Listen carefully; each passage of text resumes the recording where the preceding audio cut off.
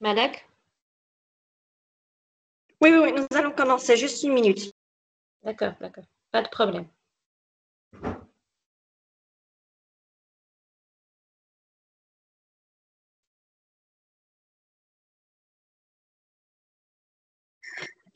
Donc, chers participants, bon après-midi à vous tous et bienvenue au quatrième cours de la formation d'aujourd'hui sous le nom Gestion de la performance stratégique.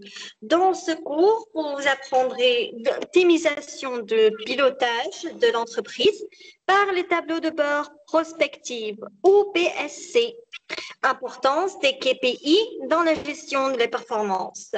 Tout cela avec Dr Asma Abouhalil, membre du corps professoral de l'Université Mid-Ocean. Accordons maintenant la parole à Dr Asma. Dr Asma, la parole est à vous. Vous pouvez commencer votre quatrième cours de la formation d'aujourd'hui. Merci Malek. Donc, bienvenue à tous pour cette quatrième séance de notre formation. Donc, en effet, notre formation, elle est autour de la gestion de la performance stratégique qui est représentée par moi-même, donc Dr Asma Bolel. On a vu ensemble dans les 3 premières séances les parties, là où on a donné les notions de base de la stratégie et de management stratégique.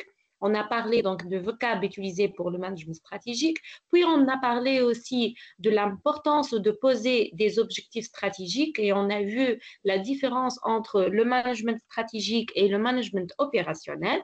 Et on a commencé la dernière fois aussi à voir un outil de pilotage qui est le Balanced Scorecard. Donc cet outil, le Balanced Scorecard, comme on a vu, ça aide les entreprises à définir leurs objectifs stratégiques et aussi à faire le suivi de la réalisation de ces objectifs.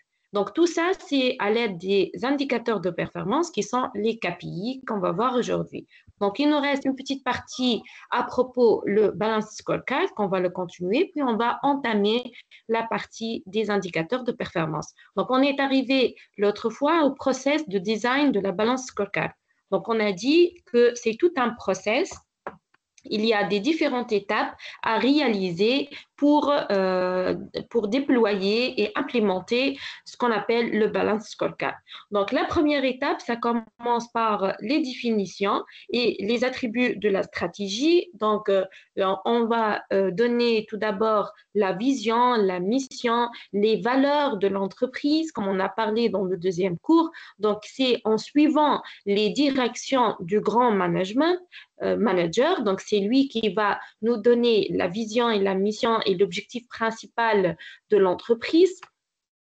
Et en suivant donc cette vision et mission, on va formuler des objectifs selon les perspectives de Balance Scorecard. Mais avant de formuler les objectifs, on a vu que dans le process de l'implémentation de la management stratégique, il y a des étapes avant la définition des objectifs stratégiques. On a parlé de diagnostic, donc on a dit qu'il faut faire une diagnostic et une audit sur la situation actuelle de l'entreprise en vue de son environnement, que ce soit externe ou bien interne.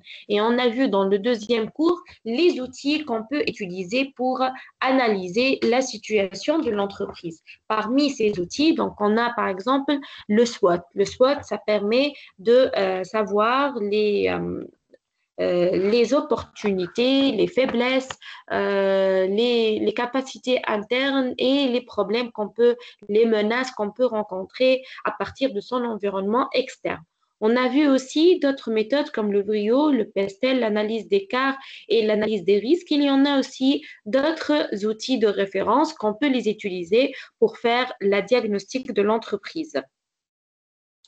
Donc, une fois qu'on a fait cette diagnostic, on peut savoir les points faibles, les points forts. On peut savoir aussi le pouvoir de l'environnement externe. On peut savoir quel est le potentiel interne de l'entreprise et comment on peut l'exploiter.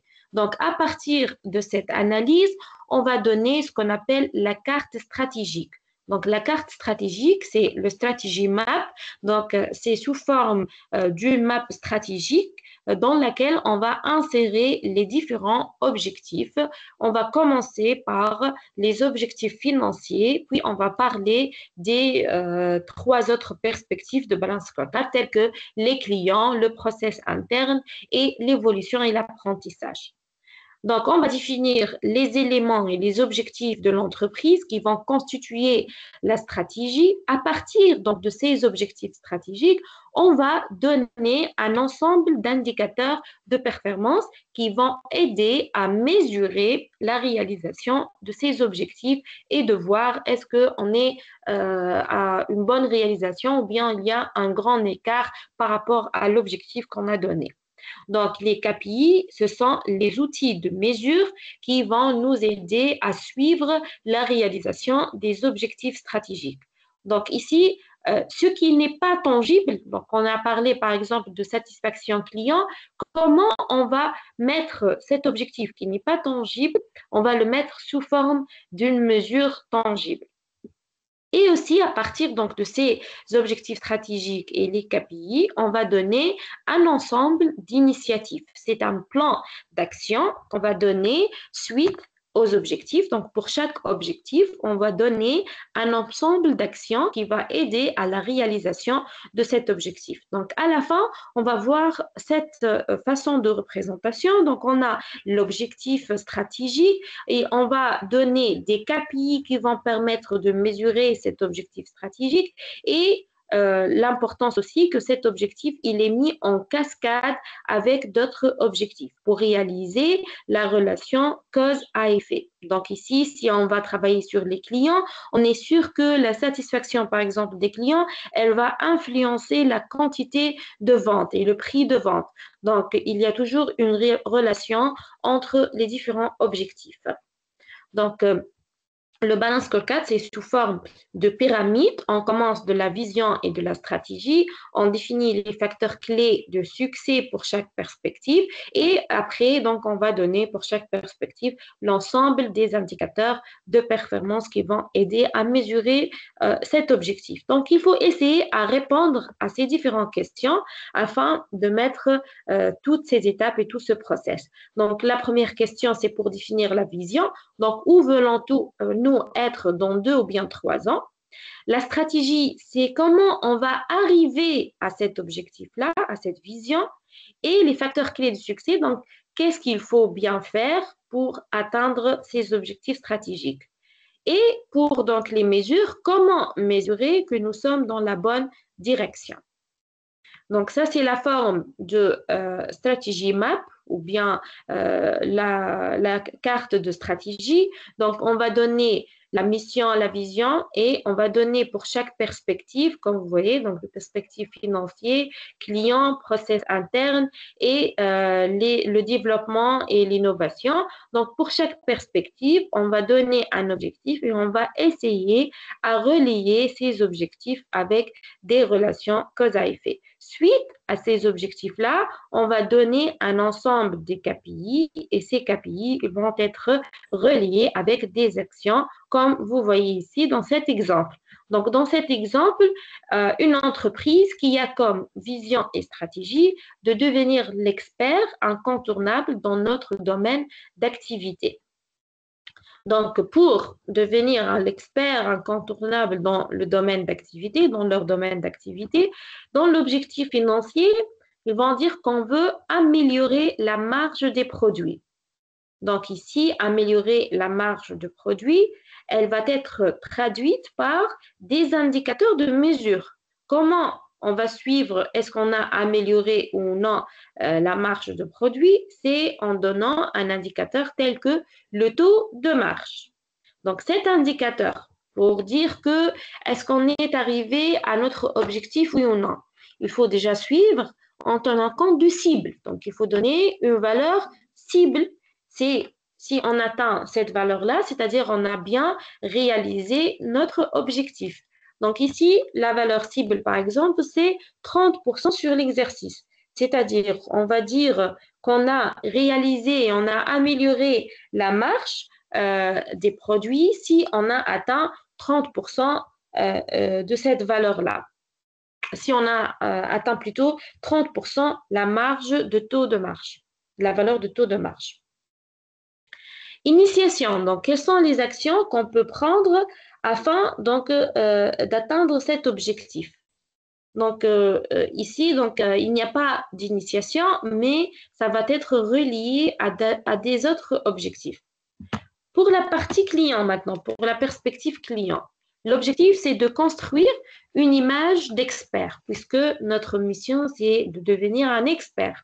Donc, il faut travailler sur l'image face à nos clients. C'est que les clients, avec notre travail, ils vont nous considérer en tant qu'experts dans ce domaine. Donc, il faut bien travailler sur la partie image de l'entreprise. Donc, comment on va améliorer cette image et les clients ils vont nous considérer en tant qu'experts. Donc, il faut améliorer aussi le taux de clients qui nous connaissent comme des experts. Donc, il faut qu'on attrape les clients qui vont admettre que nous sommes des experts. Par exemple, on va donner un cible de 80% pour la fin de l'année. Comment donc on va prendre des actions pour réaliser cet objectif? Bien sûr, si on va travailler sur l'image, il faut travailler sur la communication. Donc, il faut communiquer aux gens et aux clients. Il faut dire aux gens qu'on est des experts. Il faut montrer nos compétences. Donc, il faut communiquer sur notre expertise. Du côté process interne, donc, il faut, pour être des experts et pour améliorer la marche des produits, donc, il faut développer un nouveau nombre de produits. Donc, il faut travailler ici sur le développement. Donc, on va produire des nouveaux produits. L'indicateur, c'est taux de nouveaux produits dans l'offre. C'est le pourcentage des produits nouveaux qu'on est en train d'offrir. Donc, on va dire comme un cible 30% pour cette année. Les actions, donc il faut orienter les équipes marketing sur la création de nouveautés, donc pour que ces équipes-là, ils vont pouvoir communiquer à nos clients qu'on a des nouveaux produits, donc il faut déjà les informer de les produits qu'on est en train de chercher et d'innover. Donc il faut dire à l'équipe marketing qu'on a des nouveaux produits. Il faut aussi permettre la remontée d'idées du terrain. Donc, il faut ici chercher la partie innovation. Lancer des études de marché donc pour voir est-ce que ces produits qu'on essaie à réaliser, est-ce que ça existe sur le marché ou non. Aussi pour savoir quels sont les produits qui sont sur le marché et quelles sont les possibilités d'innovation, quels sont les produits qui n'existent pas et sur lesquels on peut travailler pour réaliser des nouveaux produits. Du côté apprentissage et développement, donc, afin de pouvoir produire des nouveaux produits, il faut améliorer les compétences des employés. Donc ici, parfois, c'est par l'existant, c'est-à-dire on va prendre par exemple des actions de formation ou bien par des recrutements. Donc ici, on va donner un indicateur, c'est le nombre de techniciens qui maîtrisent les nouvelles technologies clés qu'on va utiliser pour la production des nouveaux produits. Donc, on va donner un cible que c'est 80%. Les actions, bien sûr, qu'il faut mener des formations spécifiques pour améliorer les compétences de ces employés. Donc, comme on a dit aussi, pour le management stratégique, ce n'est pas un process statique, ce n'est pas un process dans un seul sens, mais il faut toujours travailler sur l'alignement, sur l'ajustement et le changement. Donc, ça suit le roue de Doming. Donc, on a plan, do, check et act.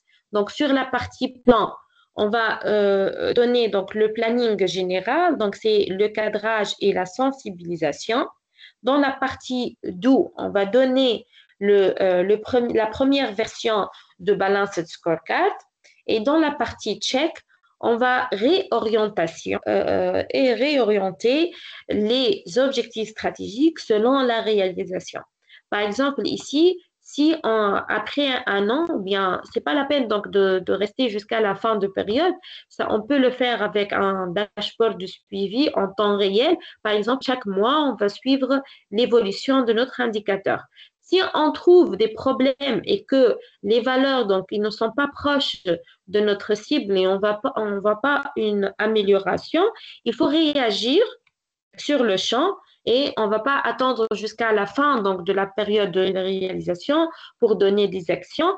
Donc ici, il faut réagir sur le champ d'une façon temps réel. Donc, on va donner des actions à faire pour améliorer la réalisation de l'objectif.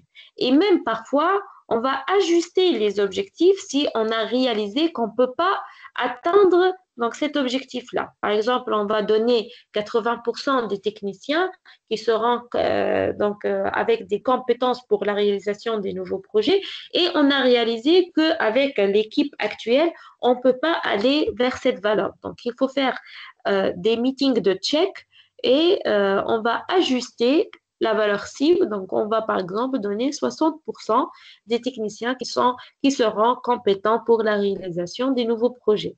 Et ainsi, donc, on peut réaliser. Donc ici, on peut immigrer de ce qu'on appelle le management stratégique vers le management opérationnel. Donc les actions ou bien le plan d'action qu'on a donné, son objectif principal, c'est d'avoir des choses qu'on peut les faire concrètement sur la pratique.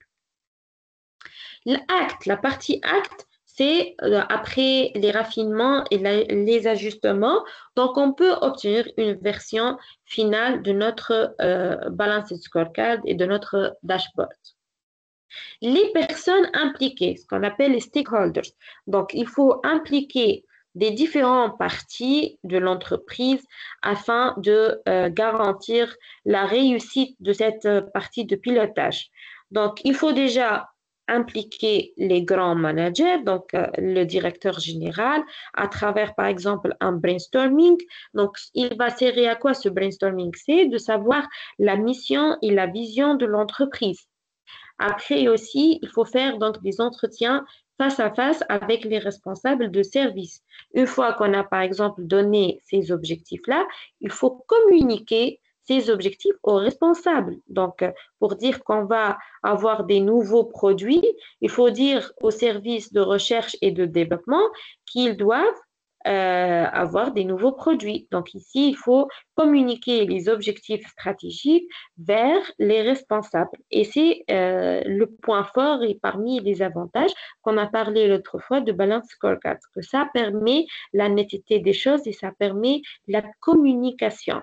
Donc ici, par exemple, le responsable de département développement et recherche, il est conscient qu'il doit réaliser des nouveaux produits et qu'il est en train de participer à la réalisation de la mission et de la vision de l'entreprise et qu'il est en train de contribuer à son évolution. Aussi, donc, il faut impliquer même les employés. Donc, une fois qu'on a dit, par exemple, qu'on va former des techniciens, il faut informer ces techniciens-là qu'ils seront impliqués dans un process de réalisation d'un management stratégique et que ces formations qu'ils sont en train de faire, l'objectif, c'est de réaliser des nouveaux produits et l'objectif principal, c'est de devenir des experts dans le domaine. Donc, même les employés et les différents cadres des personnes qui existent sur l'entreprise, ils doivent avoir une idée sur ces objectifs-là et tout le monde, il sera aligné à la stratégie et aligné à la mission et la vision de l'entreprise. Et c'est pour cela qu'on appelle ça un pilotage. Donc, on peut piloter les différentes parties de l'entreprise et on est tous alignés aux grandes lignes qu'on veut réaliser sur l'entreprise.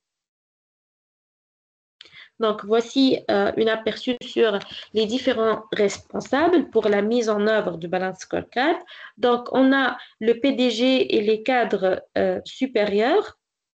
Donc, ils doivent être impliqués. Donc, ils représentent un soutien administratif et un parrainage de Balance Scorecard. Donc, ils doivent savoir ce qu'on a fait sur le balance scorecard parce que avec les actions, il y aura des budgets aussi de réalisation. Donc, il faut toujours avoir la confirmation à partir des cadres supérieurs pour la réalisation de ces objectifs.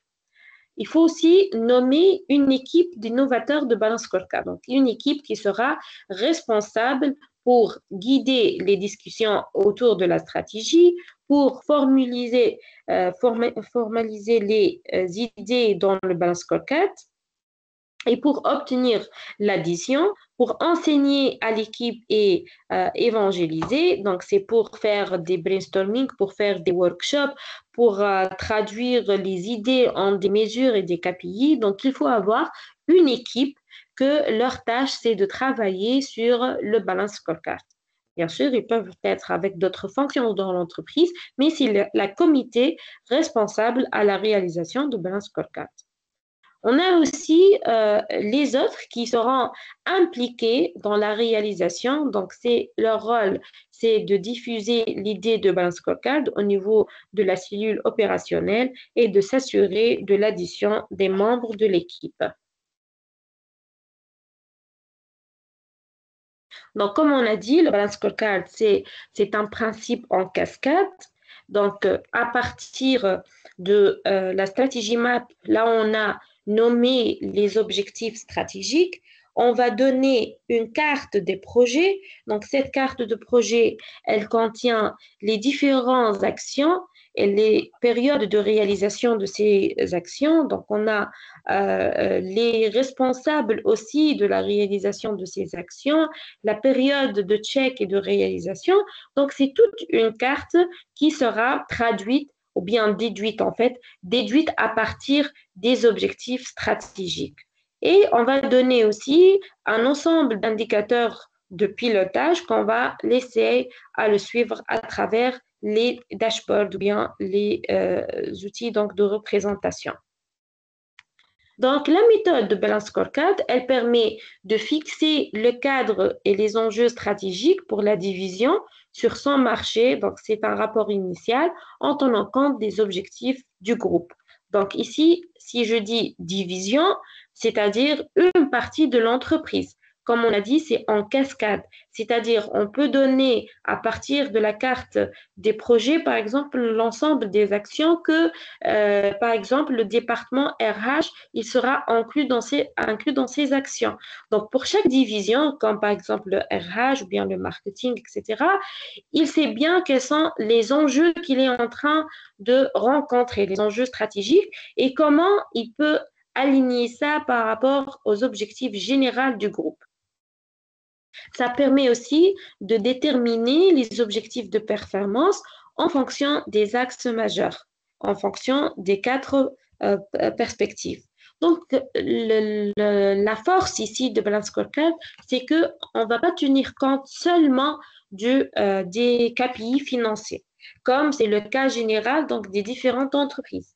En effet, généralement, on suit seulement l'évolution des indicateurs qui correspondent aux objectifs financiers. Donc, on ne suit pas les réalisations qui ne sont pas tangibles ou bien les choses qui ne sont pas tangibles, telles que par exemple satisfaction client ou bien nombre de produits, etc. Donc, on suit seulement les indicateurs qui vont dire que est-ce qu'on a des revenus, est-ce qu'on a apporté des valeurs financières, oui ou non. Donc ici, l'objectif de Balance Scorecard, c'est de faire la liaison entre ces objectifs financiers et d'autres objectifs qui vont en fait aider à la réalisation des objectifs financiers. Donc, ils vont apporter une valeur de plus sur les objectifs financiers. Ça peut nous aider aussi à ajuster les initiatives et faire des priorités d'excellence. Donc, si on a mis un plan d'action, on a dit qu'on va donner des cartes de projet. Parfois, donc, en donnant les objectifs et en faire des discussions, on va faire des priorité d'objectifs. Donc, on va dire par exemple que cette année, on va s'intéresser seulement, par exemple, aux produits déjà existants. On ne peut pas faire de l'innovation. Donc, on ne va pas donner de la priorité à l'objectif de créer des nouveaux produits. Donc, ici, ça nous permet aussi de définir les priorités de l'entreprise, les prioritaires d'excellence. Ça permet aussi de déterminer les projets à mettre en œuvre, l'ensemble des projets qu'on va réaliser et qui sont concrets pour la réalisation. Donc, en fait, comme on a dit, ça permet d'aller de la stratégie de management stratégique vers le management opérationnel. C'est vers la réalisation, vers l'action. Donc, ça peut aussi nous aider à fixer les indicateurs de pilotage afin de réaliser notre dashboard et notre visuel. Ça nous permet aussi d'initialiser une démarche qualité dans la division. Donc, comme on a dit tout d'abord que cette idée de balance scorecard, elle est apparue à partir des différentes normes. Donc, les différentes normes, il exige qu'on fait des suivis, il exige qu'on fait des données des cibles, de donner des dashboards de suivi de temps réel. Donc, on va s'assurer, en utilisant cet outil qui est le Balance Scorecard, qu'on est sur la démarche qualité pour les différentes divisions de l'entreprise. Maintenant, comment on va faire le déploiement de la Balance Scorecard? Donc, si on a rédigé, on a formulé les différents objectifs et on a donné les Balance Scorecard pour les différentes divisions, maintenant, comment on va mettre en place, comment on va réaliser concrètement ces objectifs-là?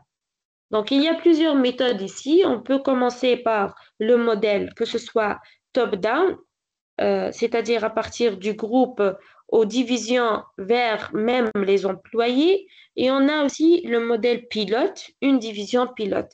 C'est-à-dire on va appliquer le balance scorecard sur une partie, seulement une partie de l'entreprise. Et à partir de cette partie-là, on va, après la réussite bien sûr de l'implémentation et la réussite du travail, on va faire la même chose pour les autres divisions. Donc, c'est ce qu'on appelle division pilote. Le modèle émergent, c'est lancement par une division. Donc ici, on va lancer le projet par une division et on va continuer à faire le projet pour les autres divisions. Donc ça, c'est plus simple pour la réalisation. Parce que si on va commencer du top vers le down, il faut impliquer toutes les divisions, il faut avoir la réalisation de toutes les balances scorecards, la réalisation de tous les paramètres des différents dashboarding. Donc, c'est un peu plus complexe dans le déploiement. On peut aussi avoir un mélange de méthodes. Donc, il faut initier un processus de déploiement par le fait faire exister le balance scorecard sur une unité, sur une division, sur tout l'ensemble des différentes divisions. Toujours, donc, il faut commencer par une petite réalisation pour atteindre les objectifs généraux. Donc, comme on a dit, on va commencer par le balance scorecard au niveau par exemple, des stakeholders, des grands managers, et on va descendre par ça en cascade vers les différentes parties. Donc, ça, c'est un exemple, par exemple, d'université ou bien un établissement d'éducation. Donc, il faut travailler sur les différents groupes. Il faut faire l'éducation, c'est-à-dire il faut faire des formations. Donc, il faut avoir aussi des gens qui sont alignés avec les différents objectifs généraux. Donc, sinon, on peut commencer par une division jusqu'à arriver à faire toutes les balances scorecards de toutes les divisions pour arriver, bien sûr, à haut niveau. Donc, pour réussir le déploiement de la base scorecard, il faut cultiver et faire vivre l'outil. Donc, il faut sensibiliser tout le monde qu'on est en train d'utiliser un nouveau outil de management stratégique. Il faut sensibiliser aussi les individus pour l'importance du management stratégique. Le décentraliser. Donc, il faut obtenir rapidement certaines informations chiffrées rendre la documentation des indicateurs régulière. Donc, il faut pas centraliser la balance scorecard, c'est-à-dire elle ne sera pas utilisée dans une seule partie de l'entreprise, mais elle doit être diffusée. Donc, elle n'est pas centralisée. Ce n'est pas un seul balance scorecard. On peut utiliser plusieurs balance scorecards, mais toujours toutes ces balance scorecards ils seront alignés par l'origine de balance scorecard du côté administration ou bien des grands managers. Fiabiliser et valider la présentation. Donc, il faut toujours ici travailler sur la partie communication de ces objectifs. Donc, on va donner, par exemple, des autorisations d'accès pour, par exemple, le responsable RH, il va visualiser les parties ou bien les actions qui lui concernent. Donc, il faut ici fiabiliser la partie présentation. Donc, comment aussi on peut réussir ce balance scorecard? Donc, il faut fixer les objectifs et les délais par responsable de projet de façon définitive. Donc, il faut nommer des responsables et il faut donner à ces responsables les objectifs qu'on lui demande de réaliser. On doit aussi limiter ces réalisations par des délais. On va donner des dates limites de réalisation, des fréquences de suivi, des fréquences de meeting pour suivre leur évolution. Donc, ici, il faut travailler sur les côtés des responsables. S'assurer de façon régulière de l'avancement des projets. Donc, comme j'ai dit, il faut faire des meetings réguliers pour savoir est-ce qu'on est dans le bon sens ou non. Réajuster si nécessaire le balance scorecard initial. Comme on l'a dit, donc c'est les différents balance scorecard des différentes divisions. Normalement, elles sont alignées avec le principal balance scorecard.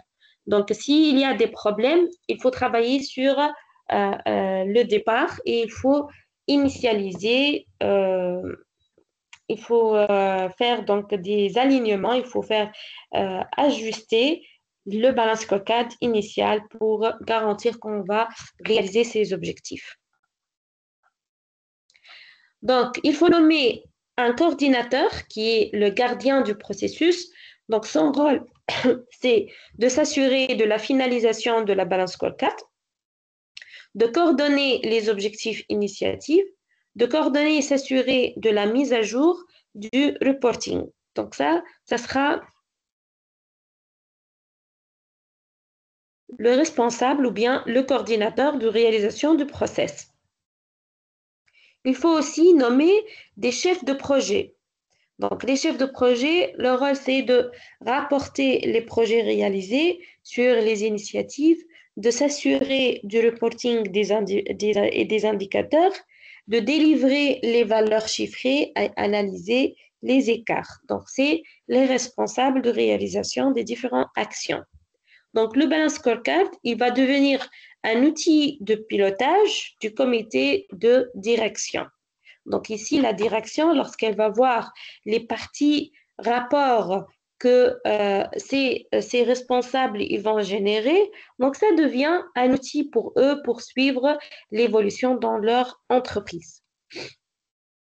Donc, rien n'est définitif. Bien sûr, on a dit que les objectifs ne sont pas statiques. Donc, les objectifs et les indicateurs, ça peut être modifié et même réinitialisé s'il n'y a pas d'évolution. Il convient déjà de fonctionner avec une première base d'outils. Donc, on commence par des petites divisions pour aller après plus loin. Donc, comme on a dit, c'est en cascade. Même si on a commencé par une division, on est sûr qu'on est aligné par rapport à la balance scorecard du haut niveau, donc de balance scorecard initiale. Donc, ici, on aura la partie de balance scorecard initiale. On va appliquer ça sur les différentes divisions de l'entreprise, même jusqu'à arriver à un individu. Donc, on peut avoir une balance scorecard qui est propre pour chaque employé. Donc, cette balance scorecard, elle sera alignée, on est sûr qu'elle est alignée vers la stratégie globale de l'entreprise. Donc, ainsi, chacun, dans son rôle de l'entreprise, il va voir ce qu'il est en train de faire et il va voir l'effet positif de ce qu'il est en train de faire pour la réalisation de l'objectif général. Et ça, c'est très important du côté gestion des ressources humaines, c'est d'avoir la satisfaction de ses employés. Donc, l'employé, lorsqu'il connaît qu'il est en train de contribuer à la réalisation de l'objectif général de l'entreprise, il est même en train de suivre les valeurs de son rendement et de suivre les valeurs qui sont en train d'évoluer des différents indicateurs de l'entreprise. Donc, il sera plus impliqué dans le travail et il va considérer ça comme un défi. Mais ici, il faut travailler sur une partie, bien sûr, de rémunération et fidélisation de ses employés. Voilà, donc on va communiquer la stratégie initiale, c'est ce qu'on appelle la coopérative, stratégie coopérative. On va donner donc pour chaque division et pour chaque département son propre plan d'action avec les KPI et les valeurs cibles et l'ensemble des initiatives et l'objectif stratégique qu'on désire réaliser sur ce département-là et même sur les responsables du département. Ils savent bien qu'ils sont en train de travailler sur un plan d'action bien défini et que cet plan d'action, il va contribuer à la réalisation globale. Et on peut descendre avec ce balance scorecard jusqu'à arriver aux individus. Donc, on va suivre les KPI. Bien sûr, ça doit être suivi par donc des choses qui vont être adaptables aux personnes ou bien aux responsables de suivi. Donc, si par exemple le grand manager, il ne veut pas voir des chiffres, donc il veut juste voir est-ce que on est sur la bonne route ou bien non. Donc, on peut avec euh, des emojis, comme vous voyez ici, on peut donc réaliser deux types de classification. Donc, il y a un smile si on a atteint l'objectif, le contraire, donc si on n'a pas atteint l'objectif, donc il peut voir facilement que pendant janvier, par exemple, c'est ici on a pu atteindre l'objectif, sur les autres mois, donc il y avait un problème, et il va essayer de chercher l'origine de ces problèmes puisqu'il dispose des différents pilotages, donc dispositifs de pilotage. Donc, pour chaque département, il y a aussi un autre dashboarding et des autres indicateurs de suivi. Donc, on peut localiser le problème de ce manque de réalisation. Il parvient de quelle partie, de quel responsable, ou bien donc quelles sont les solutions qu'on va appliquer pour améliorer le rendement.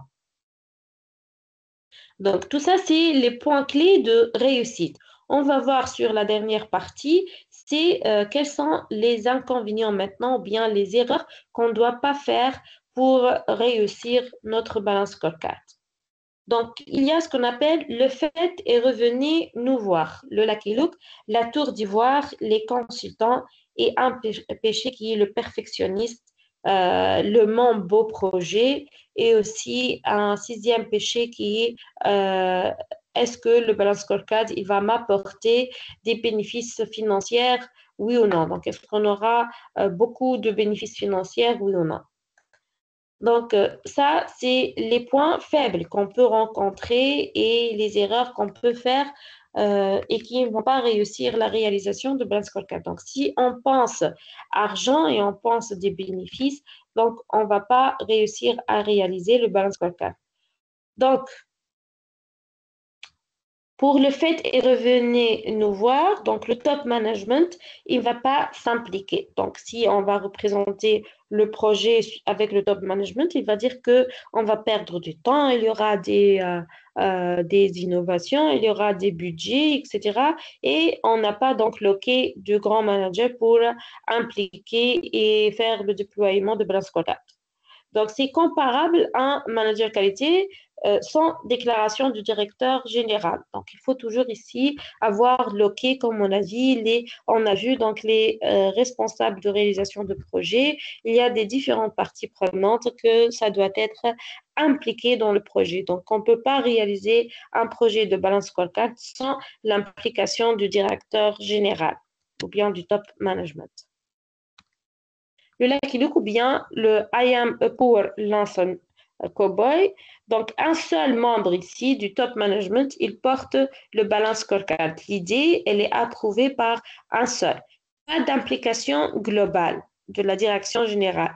Peu de chance pour que ce balance scorecard, il sera accepté comme une langue commune. Donc, si on n'a pas l'ensemble des parties qui sont intégrées et qui sont impliquées à la réalisation, on ne garantit pas la satisfaction de la réalisation et on n'aura pas donc ici l'implication de tout le monde.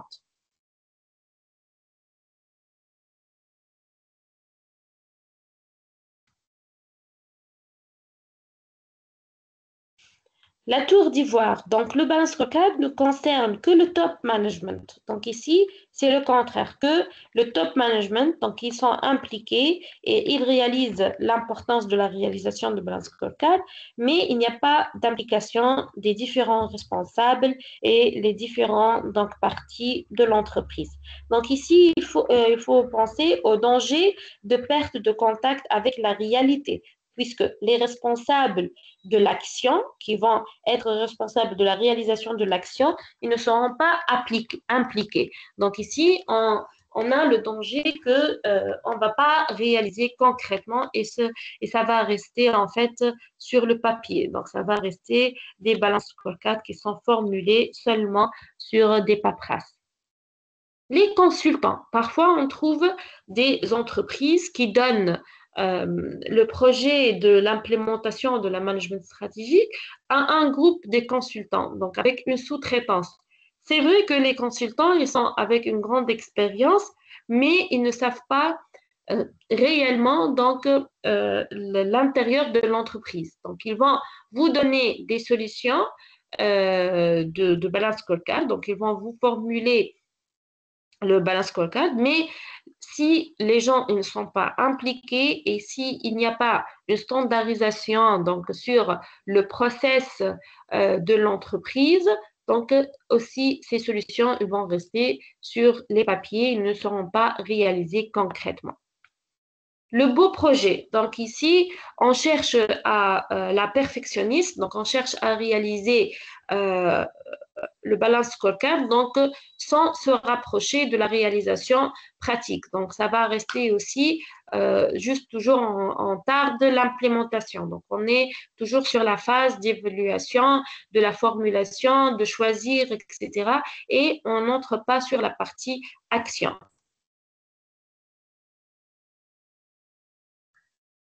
Donc ça, c'est quelques sources sur lesquelles et des ouvrages que vous pouvez trouver plus d'informations. Donc ça, c'est le premier ouvrage qui a été rédigé par le Kaplan et Norton. C'est eux qui ont inventé le principe de balance scorecard. Donc vous pouvez trouver plus de détails. Donc aussi, on a un autre ouvrage qui explique le step by step, c'est comment on peut implémenter réellement ce balance scorecard, donc avec les différentes étapes et comment on peut utiliser le tableau de bord pour le pilotage.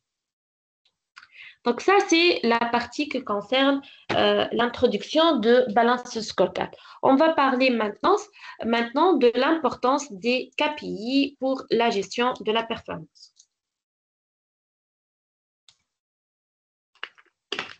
Donc, on va parler des indicateurs de performance. Donc, sur cette partie, on va voir la généralité sur les indicateurs de performance. On va voir les types d'indicateurs de performance qu'on peut utiliser pour les différentes perspectives et on va voir à la fin des cas pratiques. Donc, c'est quoi un indicateur de performance?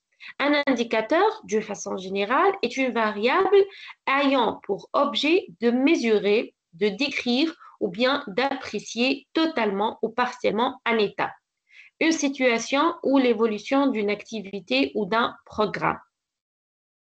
Donc, l'objectif principal, c'est la mesure. Donc, on va mesurer quelque chose et on va définir est-ce que on a réalisé totalement ou bien partiellement un objectif défini. Donc, le but, c'est de suivre l'évolution de l'action.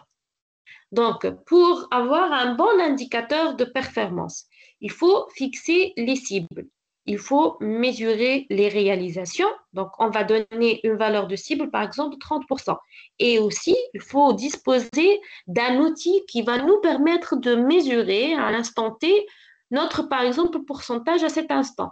Donc, ici, il faut s'assurer qu'il y a les données. Donc, c'est pour cela qu'on va voir après que les données ou bien la transformation numérique et la digitalisation des entreprises, ce qu'on appelle aussi, c'est la stratégie des données, c'est très importante pour la réalisation de tous ces outils de management stratégique. Donc, si je ne dispose pas des données ou bien je ne dispose pas la source de données qui va me permettre de mesurer cet objectif. Donc, je ne peux pas savoir, même si j'ai donné les bons objectifs stratégiques, j'ai donné un cible, j'ai donné un plan d'action, toujours je ne dispose pas de la source de mesure pour voir l'évolution et la situation actuelle. Donc, il faut toujours s'assurer que c'est mesurable. Donc, on peut mesurer les réalisations. Donc, on va comprendre et analyser ces réalisations. Donc, si on dispose des mesures et on dispose des cibles, il faut comparer, bien sûr, ce qu'on a réalisé par rapport à notre cible. Donc, ici, il faut essayer de comprendre ce qu'on a fait. Est-ce que c'est dans le bon sens? Est-ce qu'il y a des problèmes? Il faut analyser les problèmes, il faut analyser l'écart. Nourrir le dialogue de gestion. Donc, si on a trouvé par exemple un problème, il faut rectifier, il faut chercher par exemple d'autres sources de données si on ne dispose pas des mesures adéquates. Si le cible, donc, il est très haut et on est sûr qu'on ne va pas réaliser ce cible, donc il faut toujours ajuster la gestion. Et ainsi, on va orienter les décisions des gestionnaires. Donc, c'est pour cela que cet outil de pilotage, c'est un outil pour l'aide à la décision. Donc, ça permet les gestionnaires de prendre des décisions. Donc, un indicateur, il a des caractéristiques, ce qu'on appelle le SMART. Donc, vous connaissez peut-être qu'un KPI, il doit être SMART. SMART, c'est la traduction. Donc, en français, on va trouver pertinent, il est pratique, il est auditable, il est précis, il est quantifiable. Donc, pour réaliser ces parties-là, ces différents objectifs, il faut avoir ces caractéristiques. Donc, la performance n'est plus seulement limitée à la seule dimension financière de l'entreprise. Donc, on a dit que le principe, c'est de ne pas étudier seulement des objectifs financiers. Donc, la pérennité des entreprises dépend de la manière dont elles se conduisent et de la responsabilité qu'elles engagent vis-à-vis de l'ensemble de leurs parties prenantes. C'est dans son contexte qu'apparaît donc le concept de performance globale. Donc, on a une stratégie globale et on parle aussi de performance globale ou bien performance coopérative. Donc, on ne va pas s'intéresser, par exemple, seulement à l'environnement ou bien seulement aux données financières ou bien seulement au process de production. Donc, on va s'intéresser à toutes ces parties pour créer une performance globale de l'entreprise. Et c'est la notion de l'excellence qu'on a parlé aussi l'autre fois. Donc, l'environnement qui, par exemple, il tient compte des traitements et des rejets des déchets, la sécurité des produits, l'émission de gaz à effet de serre, la consommation d'énergie. Les performances économiques, par exemple, on va tenir compte des efficacités de productifs, la gestion de fonds éthiques, la rentabilité des capitaux, les coûts de production. On va s'intéresser aussi des performances sociétales telles que la motivation de climat social, les conflits, le norme code de conduite d'engagement, la parité dans l'entreprise, les recrutements, les formations, les carrières. Donc, vous voyez que c'est des objectifs tangibles et des objectifs aussi non tangibles qui vont former la performance globale de l'entreprise. Donc, les indicateurs clés de performance, ils sont toujours soit un taux ou bien un quotient ou bien une moyenne, ou bien un pourcentage. Donc, ça, c'est les cas généraux. Donc, ce ne sont jamais des chiffres bruts,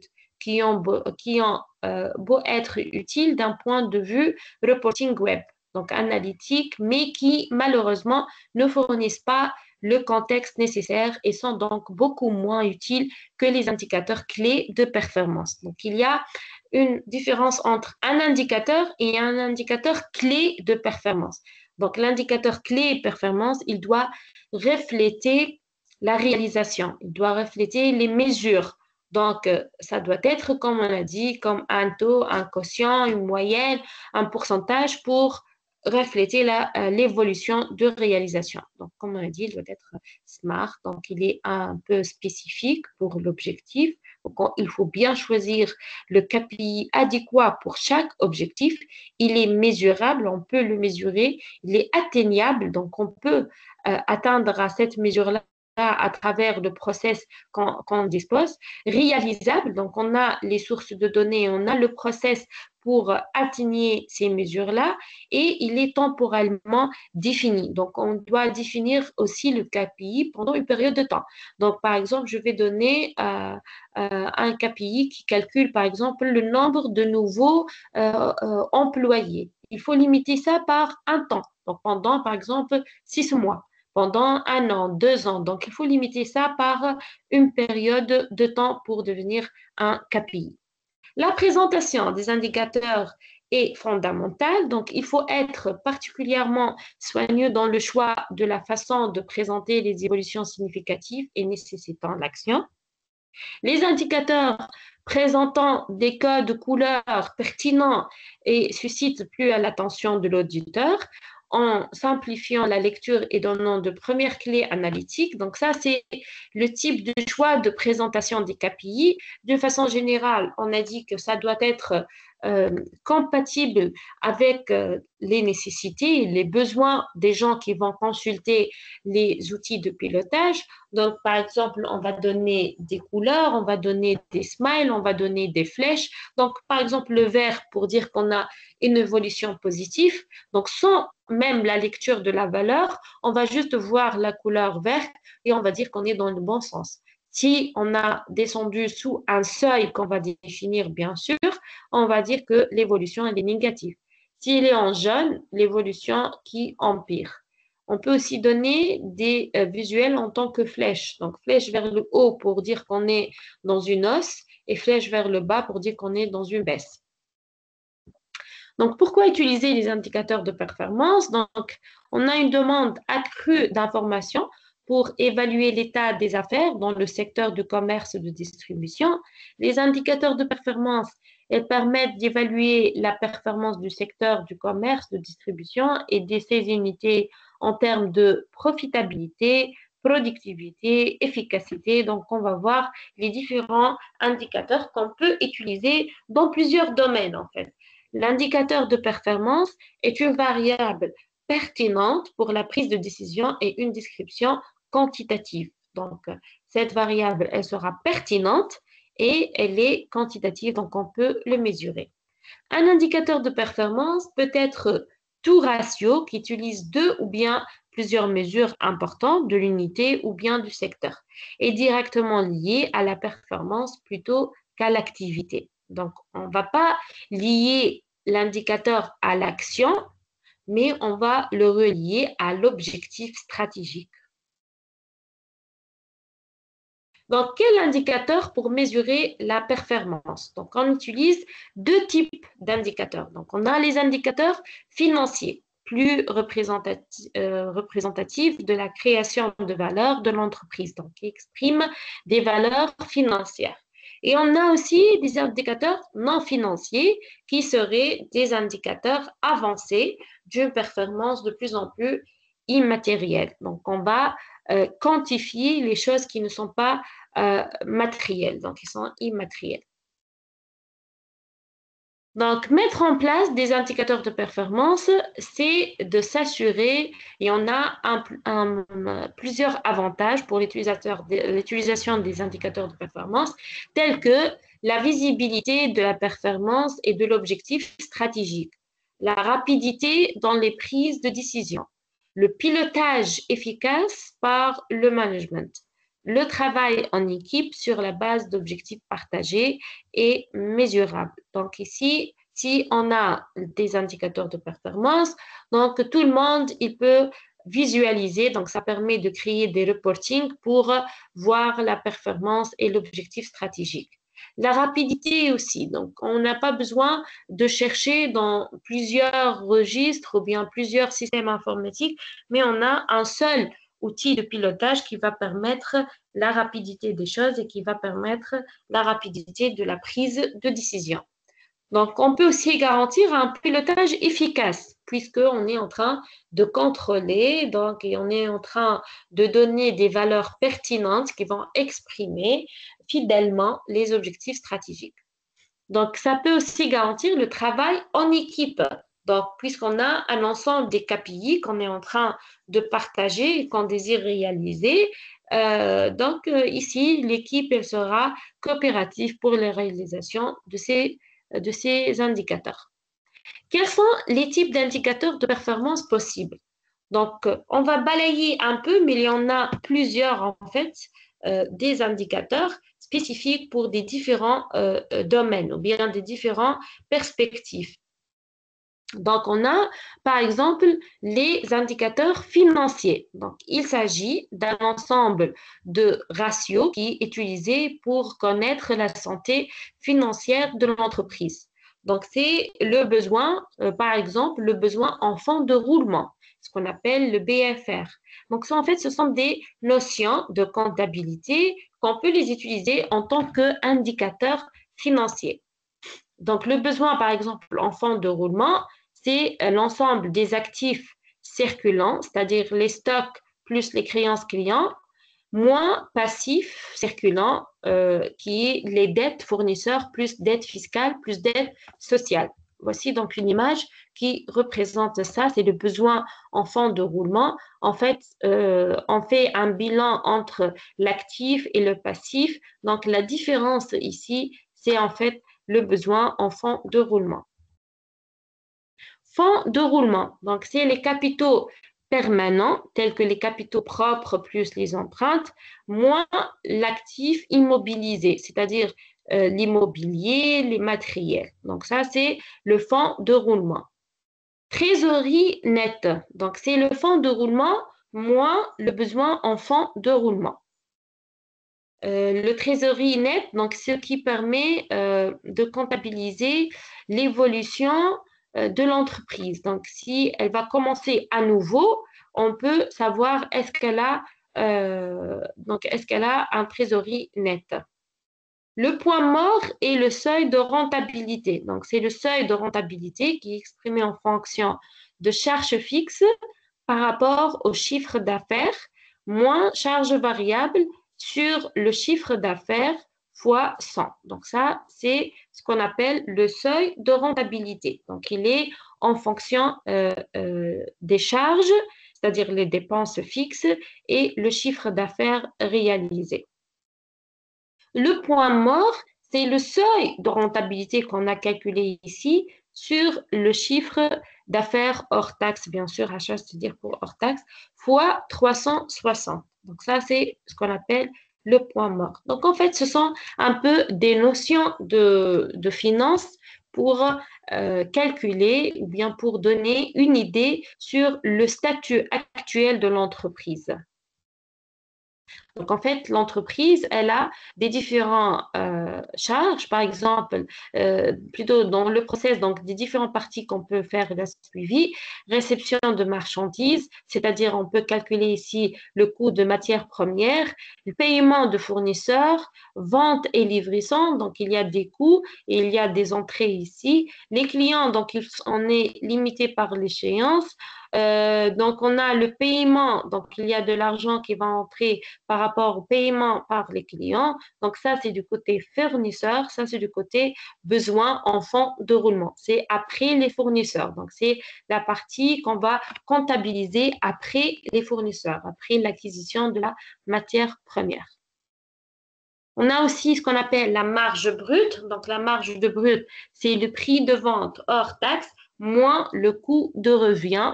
On a la rentabilité, c'est très utilisé, donc la rentabilité, c'est le taux de rentabilité économique qui est en fonction de résultats d'exploitation sur les capitaux permanents fois 100. Taux de rentabilité financière, c'est le résultat net comptable sur les capitaux propres fois 100. La profitabilité, donc taux de profitabilité, c'est le résultat net comptable sur le chiffre d'affaires fois 100. Autre type donc d'indicateurs, c'est les indicateurs organisationnels. Donc, il s'agit d'un ensemble de ratios qui sont utilisés pour l'étude de la qualité des processus internes et de l'évaluation des ressources humaines. Donc, on a par exemple le taux d'absentéisme. On a aussi le nombre moyen de jours de congé de maladie par employé. Donc, c'est calculé en fonction du nombre total de jours de congé de maladie payés et non payés sur le nombre d'employés dans la période de 12 mois. Le nombre moyen de jours de congé autre que les congés de maladie par employé. Donc, on peut le calculer en utilisant nombre total de jours de congé payés et non payés pour d'autres raisons, donc tous les employés, sur le nombre d'employés dans la période de 12 mois. Donc, inclure les congés pour des raisons de décès, par exemple, de maternité, de paternité, les congés médicaux, spéciaux, etc. Donc, c'est exclure les vacances payées. Donc, il faut inclure toutes ces raisons et exclure les vacances payées, c'est-à-dire les congés qui sont payés, mais qui ne sont pas donc avec ces raisons-là. Les payés, c'est-à-dire le congé officiel. On a aussi le pourcentage d'utilisation des congés de maladie. Nombre total d'employés qui ont pris de 5 à 20 jours de congés de maladie sur le nombre d'employés dans la période de 12 mois, fois 100. Donc, par exemple, cet indicateur, ça peut nous donner une idée sur l'environnement de travail. Peut-être que l'environnement de travail, il cause beaucoup de maladies pour nos employés, ou bien ces employés n'ont pas de satisfaction pour leur travail, donc ils vont prendre beaucoup de congés de maladie. Par exemple, le taux de roulement. Donc, le taux de roulement, il est calculé par employé qui quitte l'organisation sur le total d'employés. C'est-à-dire, ici, on peut suivre les employés qu'on a recrutés. Ils vont donc faire des démissions pour donc aller chercher un autre travail. Donc, on peut suivre ce taux de roulement. Donc, ça indique le maintien des employés. Donc, ça indique des grandes... donc, ça donne une grande idée sur l'environnement aussi de l'employé. Donc, pourquoi ces employés ils vont quitter l'entreprise? Est-ce que ça manque de rémunération? Ça manque de satisfaction? Ou bien il n'y a pas de formation pour les employés, etc. Donc, il faut aussi suivre ces paramètres pour chercher le malfonctionnement de l'entreprise. Les coûts de production, donc c'est le coût d'achat des matières premières utilisées ou bien consommées, plus charge de main-d'œuvre directe de production, plus charge indirecte de production imputée. Donc tout ça, ça va nous donner une idée sur la valeur de coût de production. Taux de fréquence. Donc taux de fréquence, c'est le nombre d'accidents avec arrêt des machines fois 1 million sur le nombre d'heures travaillées. Donc, ça peut nous donner une idée sur le taux de fréquence de tomber en panne. Les indicateurs de performance commerciale. Donc, ils ont pour objet de mesurer les revenus générés par chaque ligne de production ou chaque site, l'influence des campagnes publicitaires et la part de marché réalisée par l'entreprise dans un secteur donné au travers d'une étude de la concurrence.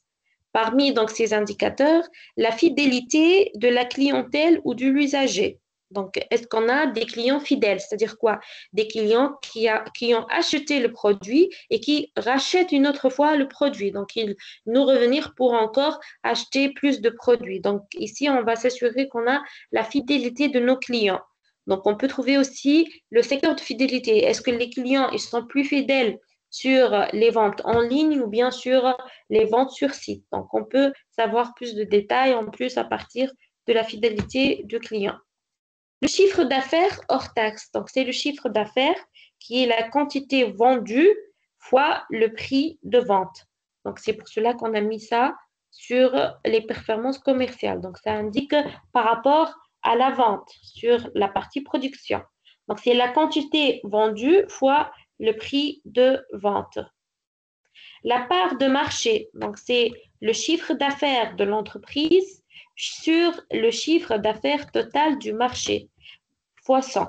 Donc ça, c'est pour dire qu'on est par exemple en train de représenter, on va dire à nos clients, qu'on est par exemple 70% du produit sur le marché sont nos propres produits.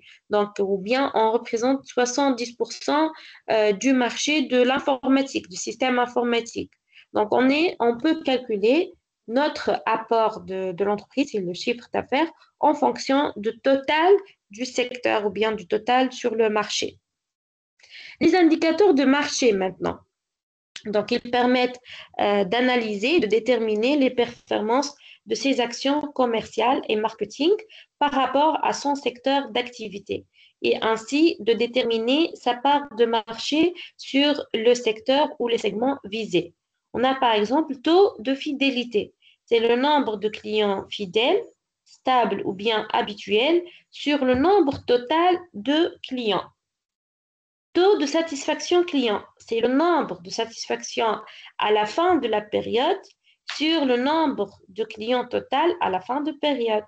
Donc ici, il faut s'assurer qu'on a les données qui vont permettre de mesurer ça. Donc comment on va savoir le nombre de satisfaction à la fin de période? Donc il faut donner un plan d'action, des initiatives pour mesurer cette partie de satisfaction des clients. Taux de nouveaux clients, le nombre de nouveaux clients signés sur la période sur le total de nombre de clients. Donc, c'est un paramètre aussi qu'on utilise beaucoup. C'est pour savoir est-ce qu'on est en train d'évoluer, est-ce qu'on a des nouveaux clients.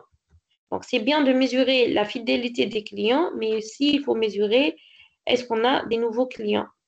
Des indicateurs sociaux, donc c'est l'ensemble des indicateurs susceptibles d'évaluer le vécu des individus au travail, tant dans ses dimensions positives, c'est le bien-être, la satisfaction, etc., que dans ses dimensions négatives, comme le mal-être, le risque, le stress, etc. Donc, il y a des indicateurs qui vont permettre de mesurer la performance sociale. Cette performance sociale, elle va impliquer directement l'évolution de la performance économique. Parmi donc les performances sociales telles que le ratio de rémunération moyenne, est-ce qu'on est en train de donner une bonne rémunération? C'est-à-dire, on va calculer en fonction de masse salariale annuelle par rapport au effectif moyen annuel. Ratio d'augmentation des rémunérations. C'est l'augmentation des rémunérations dans l'entreprise par rapport à l'augmentation des rémunérations dans le secteur en total. Ratio d'augmentation du pouvoir d'achat, c'est-à-dire les salaires par rapport à l'indice des prix. C'est pour dire que nos salaires, donc, elles sont adaptées au pouvoir d'achat. Ratio de la hiérarchie des salaires. Donc, est-ce qu'il y a une grande différence ou bien une grande marge entre les différents salaires? Est-ce qu'on est en train de bien suivre une grille salariale? Donc, salaires moyennes les plus forts par rapport aux salaires moyennes les plus faibles. On va voir des indicateurs qui sont utilisés par les entreprises. Donc, les principaux indicateurs utilisés par les entreprises sont les indicateurs qui appartiennent à la logistique, production, finance et comptabilité et aussi marketing et vente. C'est les plus utilisés. On a aussi les indicateurs de ressources humaines et les indicateurs informatiques. Un exemple d'indicateur logistique tel que les données d'entreprise est structurée. Donc, par exemple, on va donner le chiffre d'affaires, le coût de vente, le coût logistique total, le nombre d'entrepôts, le nombre de magasins Et on donne aussi donc la méthode de calcul de ces indicateurs. Les fournisseurs, donc par exemple nombre de fournisseurs de la classe A, nombre de fournisseurs de classe A en pourcent du nombre total de fournisseurs. Pour les produits, donc famille de produits gérés. Pour le flux, donc c'est le flux par canal de distribution. Réseau logistique, nombre d'entrepôts, valeur des expéditions des entrepôts, surface couverte des entrepôts, surface extérieure des entrepôts, nombre de livraisons, nombre de lignes de commandes livrées, nombre d'employés. Donc tout ça, c'est pour faire la suivi des KPI qui permet la suivi de la logistique. Et c'est pour gérer même le magasin de stock. Et même, on peut gérer aussi la livraison client par un magasin au nom d'un autre magasin. Donc, si par exemple, livraison client par un magasin au nom d'un autre magasin en pourcent des livraisons totales. Les indicateurs de production. On a par exemple la production, le coût, ce qui concerne le coût. Donc, production, écart du coût de production, coût incrémental, coût d'arrêt, écart de coût des matières premières, écart de la main d'œuvre directe. Donc, il y en a plusieurs indicateurs. Pour la partie programmation, réalisation du programme, c'est calculé en fonction de production réalisée par rapport aux productions prévues pour voir notre situation par rapport à ce qu'on a réalisé. Production quotidienne moyenne, c'est la moyenne des unités produites par jour. Les indicateurs financiers. On a vu donc quelques indicateurs financiers qu'on va aussi les utiliser dans des formules donc, pour calculer des indicateurs de performance afin de gérer donc, des sujets financiers tels que l'acquisition du capital, emploi du capital, indépendance, l'autonomie, structure du capital, capital vice actif, balance de trésorerie, ainsi de suite, les dettes, ainsi de suite. Donc ça, c'est les finances, leviers financiers. Et ça, c'est solvabilité. Donc on a, par exemple, les actifs. Donc les actifs court terme, autres actifs court terme, les rotations de l'actif. Donc ce qui concerne le bilan actif. Donc par exemple, un indicateur qui est en cas d'arrêt ou bien de son exploitation. Donc, si on trouve les ventes de ces actifs, par exemple, qui sont inférieures à l'ensemble des créanciers. Donc, on a ici les possèdes actifs et les droits passifs. Donc, les ventes de ces actifs et l'ensemble des créanciers. Donc, ça, c'est insolvable. On peut aussi calculer la rentabilité. Donc, c'est la marge d'exploitation brute, la rentabilité, la marge bénéficiaire d'exploitation, la marge de contribution, le résultat avant impôt. Donc, un ensemble aussi de indicateurs financiers pour suivre la rentabilité, pour suivre aussi la comptabilité, donc tels que les marges, le calcul de marge. Et les indicateurs aussi de marketing et de vente. Donc, on a pour la vente, par exemple, on a le chiffre d'affaires réalisé, marge brute, taux de marge, taux de marque, part de marché, le coût du marketing, les nouveaux clients et les clients, réduction des coûts. Donc, ça, c'est des indicateurs d'achat qui concernent le service d'achat. Donc, c'est par rapport aux réductions de coûts d'achat, coûts de possession du stock, coût d'approvisionnement, ainsi de suite. Donc, on a plusieurs paramètres aussi pour calculer les indicateurs d'achat. On a aussi des indicateurs de RH, de ressources humaines, pour gérer donc les ressources humaines. Chiffre d'affaires, par exemple, par employé, ROI du capital humain, valeur ajoutée du capital humain, coût du capital humain, valeur ajoutée économique, valeur ajoutée du marché, main-d'œuvre directe, le coût, la quantité d'embauche, sélection, délai d'embauche, embauche interne et qualité. Ça concerne aussi le recrutement, côté recrutement. côté incident, côté développement du système informatique. Donc ça, c'est pour les indicateurs informatiques. Donc, on peut aussi travailler sur le développement. Donc, par exemple, le coût moyen de développement par fonctionnalité, temps moyen de développement par fonctionnalité, fiabilité de budget, tout ça. Donc, tout ça, c'est un ensemble des indicateurs. Donc, vous pouvez trouver aussi sur Internet, si vous pouvez faire des recherches donc, sur les différents indicateurs. Donc, selon le cas d'utilisation, donc, vous pouvez balayer un tout ensemble d'indicateurs et vous allez choisir l'indicateur adéquat pour votre application. Un exemple d'un bon indicateur qui est, par exemple, l'indicateur rotation du personnel. Donc, on va s'intéresser à cet indicateur et on va voir comment on peut bénéficier de cette suivi.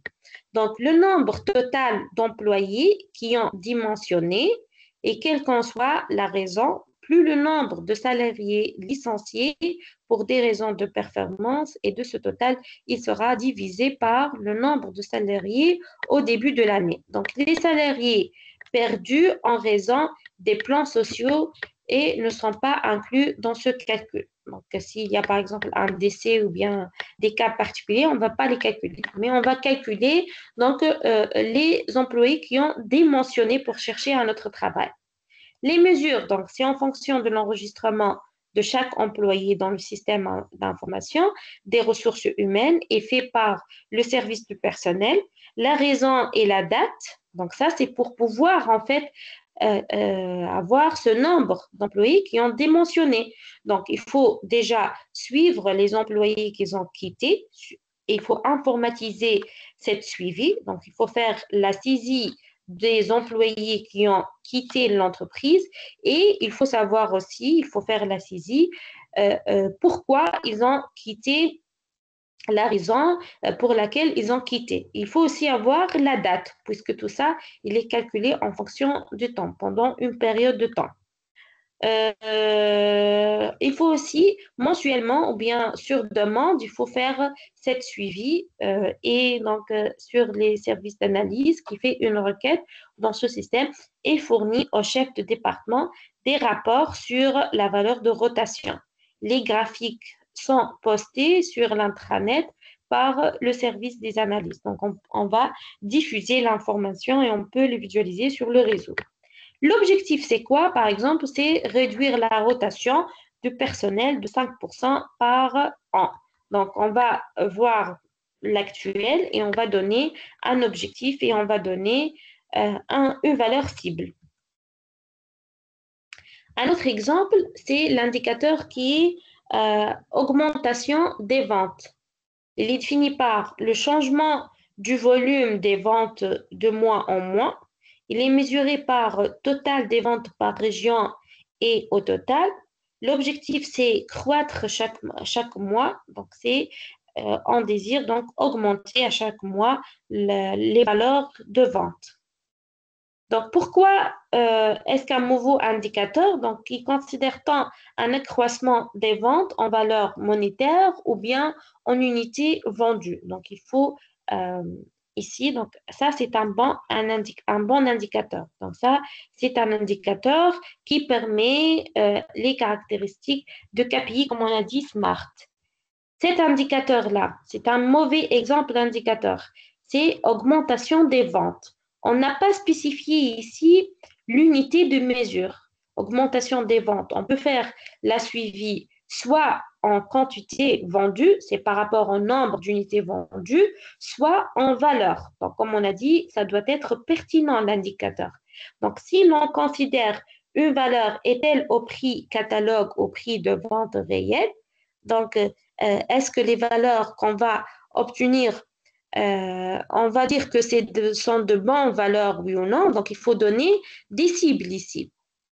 Les retours clients sont-ils pris en compte? Si oui, comment on va ajuster les indicateurs? Donc, on va, par exemple, calculer les unités vendues et on va suivre cette augmentation des unités vendues. Et les retours, si on a des retours par les clients, c'est-à-dire il y a une quantité qui était vendue, mais qui était retournée à l'entreprise. Donc, cette quantité-là, est-ce qu'elle sera tenue compte dans le nombre qu'on a calculé ici des unités de vente, oui ou non? Si oui, si on va les calculer, donc il faut tenir compte, il faut faire une formule adéquate pour enlever le pourcentage qui était revenu. Quel est l'objectif? Donc l'objectif, on a dit, c'est de croître chaque mois, mais on n'a pas donné une valeur. Donc on n'a pas dit, par exemple, de croître par 10%, bien 15% chaque mois. Donc il faut donner un objectif qui est smart. Donc, on a dit qu'on peut le mesurer et qu'on peut le suivre aussi. Donc, on peut le suivre en utilisant, bien sûr, des cibles. Le tableau de bord prospectif, d'une façon générale, c'est la finalité de Balance Scorecard avec les indicateurs de performance. Donc, il y aura cette forme, comme on a vu l'autre fois dans un exemple. Donc, sur l'axe financier, on va définir les objectifs stratégiques et on va traduire ces objectifs-là par des indicateurs de performance adéquats. Par exemple, accroissement du chiffre d'affaires. Il est traduit par le croissement des ventes, réduction des coûts et amélioration de la productivité, utilisation de l'actif, réduction de risque. Donc tout ça, on peut le donner avec un ensemble d'indicateurs tels que le pourcentage du bénéfice net, le rendement sur le capital d'investissement, le coût unitaire, ainsi de suite. Du côté client, par exemple, part de marché, conservation de nouveaux clients, acquisition de nouveaux clients, satisfaction des clients, rentabilité par segment. On peut le mesurer en fonction de pourcentage des ventes réalisées auprès des clients existants, pourcentage des ventes réalisées auprès de nouveaux clients, degré de satisfaction des clients, taux de retour des produits. Du côté process interne, donc on va suivre l'innovation, on va suivre la production, on va suivre l'évolution du côté service après-vente. Bien sûr, on peut donner donc argent d'investissement pour la recherche et développement. Pourcentage des ventes réalisées avec des nouveaux produits. Temps de réponse aux appels de service, le coût standard, et ainsi de suite. Donc, aussi pour l'apprentissage et l'organisationnel, on peut suivre par exemple le potentiel des salariés, la réorientation des compétences, la capacité des systèmes d'information, l'alignement des objectifs individuels avec ceux de l'entreprise. Donc, on peut donner cet ensemble de KPI tels que le taux de satisfaction des clients, l'argent investi en formation, la disponibilité de l'information, le nombre de suggestions par employé. Donc, ces indicateurs, ils vont permettre de contrôler et de mesurer la réalisation et de suivre l'évolution de ces objectifs stratégiques. Donc, avant de passer aux exemples, je crois que je vais laisser ces exemples-là pour la prochaine fois. Donc, je vais passer à vos questions, s'il vous plaît. Donc, si vous avez des questions à poser, vous pouvez le faire. Merci à vous, docteur. Pour ceux qui ont des questions, veuillez s'il vous plaît soit lever la main, soit l'écrire sur le chat.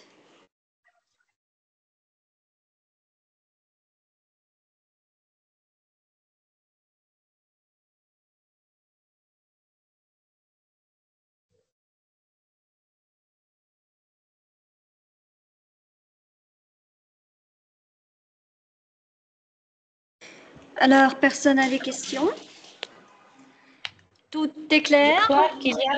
Je crois qu'il y a quelqu'un qui est en train de taper. Donc, ça me montre ici que Monsieur Mouchi, je crois, il est en train de taper une question. Eh bien, nous allons jusqu'à l'arrivée de Mochi, je pense. Oui, Mochi.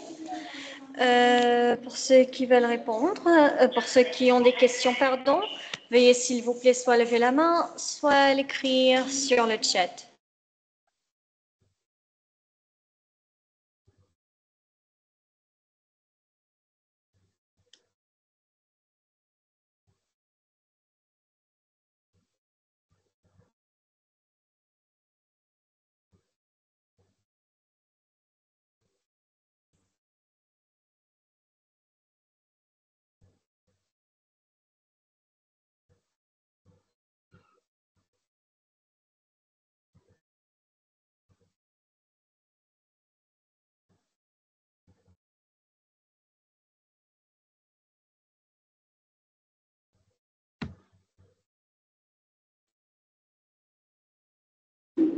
Et oh, tout le monde, où êtes-vous?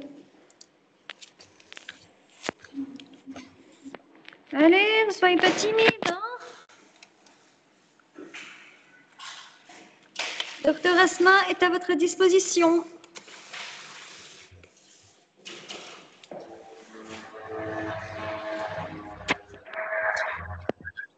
Allez, allez, allez, allez, allez, allez, allez. Hop, hop, hop, hop, hop. Où êtes-vous? Où êtes-vous? Où êtes-vous, nos chers étudiants? Nos chers participants? Tout est clair? Donc, docteur, si vous avez quelque chose à ajouter ou si vous ne pouvez pas terminer, vous pouvez continuer car je pense que nous n'avons pas de questions et jusqu'à l'arrivée de Mourchi. D'accord, donc je vais continuer par l'étude de cas ici. Donc je vais représenter un cas d'une société nommée Productic. Donc, voici la présentation de cette société. Donc, c'est une entreprise du secteur industriel dont le système d'évaluation de la performance, il prend en compte des critères quantitatifs et qualitatifs. L'originalité de l'évolution de la performance de Productic réside dans l'élaboration d'un tableau de bord qui articule de manière cohérente plusieurs domaines d'évaluation. Donc, la performance résulte d'un ensemble d'améliorations et de progrès dans une entreprise que de l'évolution des résultats chiffrés. Donc, en fait, l'objectif toujours, c'est de suivre la stratégie globale et de réaliser la performance globale. Donc, la performance, elle consiste à pouvoir suivre et appliquer une stratégie en laquelle une majorité d'individus croient. Une partie de cette stratégie a pour objectif d'obtenir des résultats financiers positifs. Mais elle implique aussi d'atteindre d'autres objectifs comme de préserver la notoriété d'une marque, améliorer l'image de l'entreprise, développer l'innovation des produits, améliorer les process, le service après-vente, etc. Et si vous vous souvenez, c'était le problème qu'on a posé tout d'abord. Donc, on a dit qu'il y a un problème chez les entreprises de la réalisation de la stratégie globale, c'est que ces entreprises s'intéressent seulement à que les résultats financiers soient positifs. Sans s'intéresser à d'autres paramètres.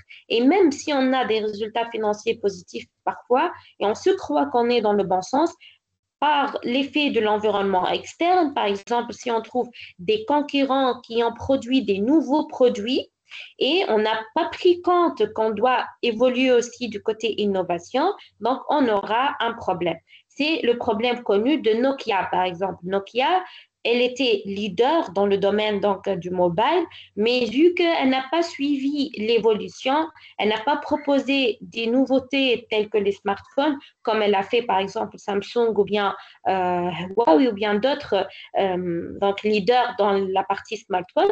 Donc, elle était à un certain moment bloquée. Donc, elle avait des problèmes vu l'application de la stratégie, de son stratégie globale. Donc, elle n'a pas tenu compte de d'autres paramètres pour donc avoir des bénéfices financiers après. Donc, la performance consiste à obtenir un certain résultat à partir d'objectifs donnés avec des moyens forcément limités et dans un environnement soumis à des changements imprévisibles. Donc, il faut avoir donc, la partie diagnostic qui va nous permettre en fait de voir les effets de l'environnement. La performance, c'est un résultat optimal qui est obtenu par l'utilisation la plus efficiente possible des ressources mises en œuvre. Pour être performants, les hommes et les femmes doivent avoir des objectifs personnels clairs et ambitieux. Ils doivent pouvoir faire des liens entre leurs propres objectifs et ceux fixés par l'entreprise à travers sa stratégie. Ça, c'est très, très important. C'est la partie cascade qu'on a parlé, la partie alignement. Donc, chaque employé ou bien chaque personnel de l'entreprise, il sait bien quels sont ses objectifs et il sait bien la liaison entre ses propres objectifs et l'objectif global de l'entreprise. Donc, le système d'évaluation de performance, par exemple, qui est utilisé par cette société, c'est que on a défini la stratégie donc, en répondant aux questions où voulons-nous aller, comment y parvenir. Donc, on a défini les facteurs clés de succès, on a défini la mission et la vision et l'objectif, et on a défini les objectifs stratégiques selon les quatre perspectives telles que les clients, le process interne, les résultats financiers et les ressources humaines, développement et innovation. Et on a donné pour chaque perspective, on a donné des indicateurs de performance de suivi qui est adéquat et que ce soit ces indicateurs-là, SMART, c'est-à-dire ça doit être, comme on a dit, pertinent, mesurable, suivi avec le temps, etc. Donc, le rôle des indicateurs chez cette entreprise. Donc, les indicateurs ici, à tous les collaborateurs, ce qu'ils doivent, ils vont indiquer donc à tous les parties prenantes ce qu'ils doivent faire pour participer à la réalisation de la stratégie générale. Ça permet aussi de communiquer la mission et la stratégie de l'entreprise pour canaliser les énergies, les compétences et le savoir-faire de tous les acteurs vers la réalisation des objectifs à long terme. Ça permet aussi de mesurer tous les éléments de la performance globale de l'entreprise qui donnent lieu à des résultats d'indicateurs organisationnels et d'innovation. Donc, ces indicateurs de process, des indicateurs de satisfaction client, etc. Donc, l'entreprise, elle a fixé comme objectif stratégique de renforcer la position de leader de l'entreprise sur le marché et d'accroître la satisfaction de la clientèle en fonction de leurs besoins. Donc, c'était les deux objectifs stratégiques globaux de l'entreprise. C'est de renforcer, c'est d'être un leader sur le marché et aussi de garantir la satisfaction des clients. Donc, comment montrer que la stratégie est une réussite sur le plan financier? Donc, on va suivre avec des résultats financiers. Comment montrer que nous donnons à la clientèle la valeur à laquelle elle s'attend? Donc, il faut poser aussi des indicateurs qui concernent les clients. Quels sont les processus dans lesquels nous devons exceller afin de créer de valeur et de devenir des leaders pour les clients? Donc, ici, il faut donner des indicateurs sur le perspective processus interne. Quelles mesures l'entreprise doit-elle prendre pour préparer le personnel et l'organisation en prévision de l'avenir? Donc ici, il faut poser aussi des indicateurs du côté ressources humaines et apprentissage. Voici quelques objectifs que cette entreprise, elles ont mis. Donc, par exemple, développer des produits innovants, récompenser les performances individuelles, lancer de nouveaux produits, respecter les délais de livraison, développer la créativité du personnel, etc., etc. Donc, tous ces objectifs spécifiques, ils vont réaliser les deux grands objectifs qu'on a parlé, c'est d'être des leaders et faire la satisfaction des clients. Comment on peut faire la suivi? C'est en utilisant cette liste des indicateurs tels que bénéfices après impôt, indice de climat social, part de marché en pourcentage, indice d'évolution de carrière, pourcentage de clients fidèles, ainsi de suite. Voilà, donc je ne vais pas passer au deuxième cas. Je vais attendre maintenant les questions. On va laisser le deuxième cas pour la prochaine fois.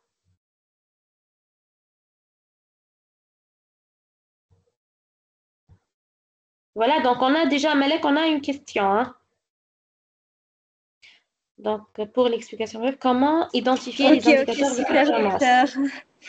Donc, on va voir les questions. Pour ceux qui ont des questions, veuillez s'il vous plaît soit lever la main, soit l'écrire sur le chat.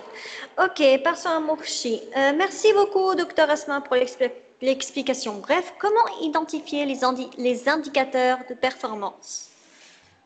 Voilà, donc les indicateurs, on va les définir après la définition des objectifs stratégiques, donc en utilisant les étapes de l'implémentation de Balance Scorecard.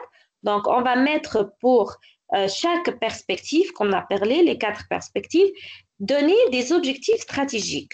Si, par exemple, je vais dire que on va chercher à augmenter les ventes.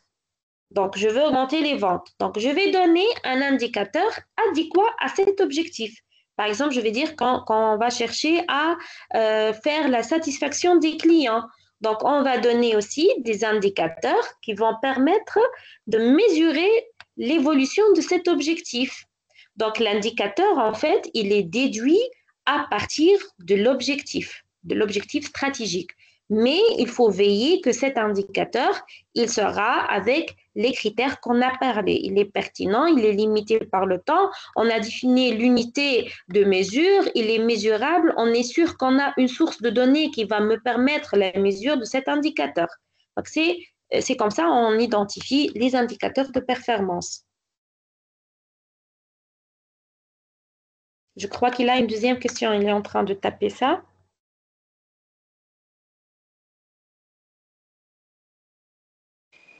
Donc, nous allons voir la deuxième question. Il n'y a pas d'autres questions, docteur, je ne pense pas. Pour ceux qui ont des questions, veuillez s'il vous plaît soit lever la main, soit l'écrire sur le chat.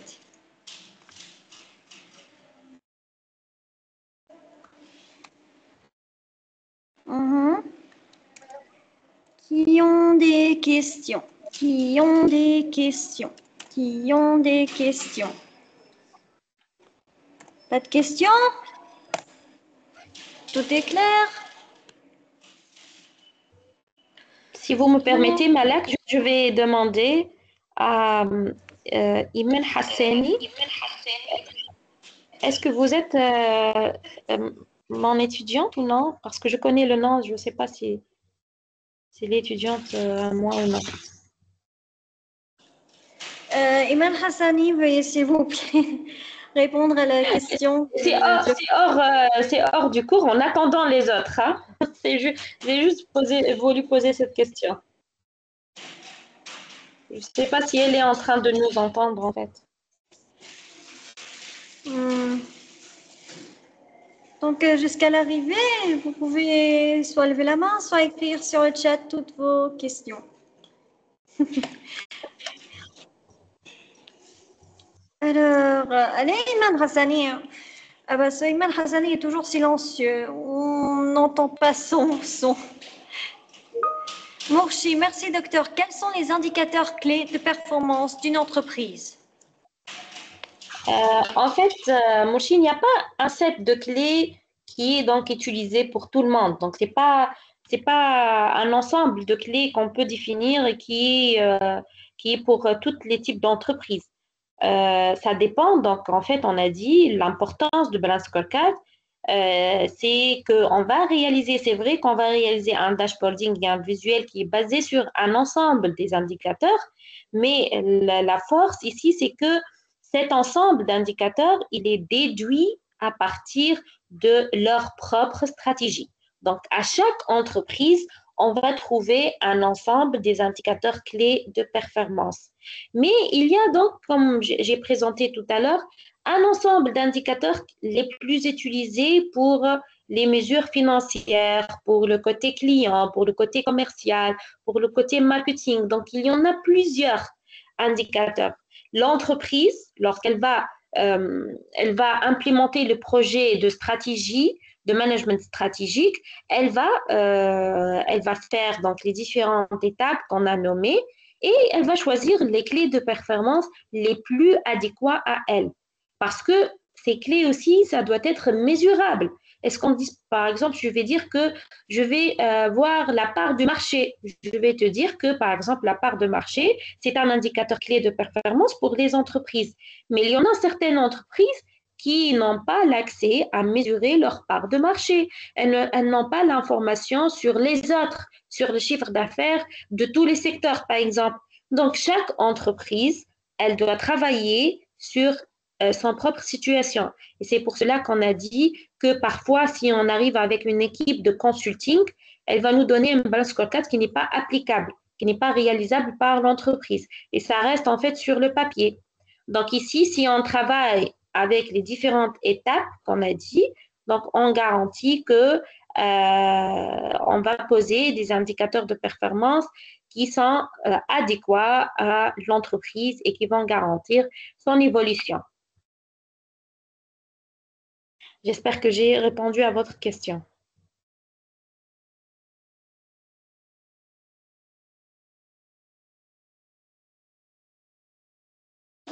Super, docteur. Donc, pour ceux qui ont des questions, veuillez s'il vous plaît soit lever la main, soit l'écrire sur le chat.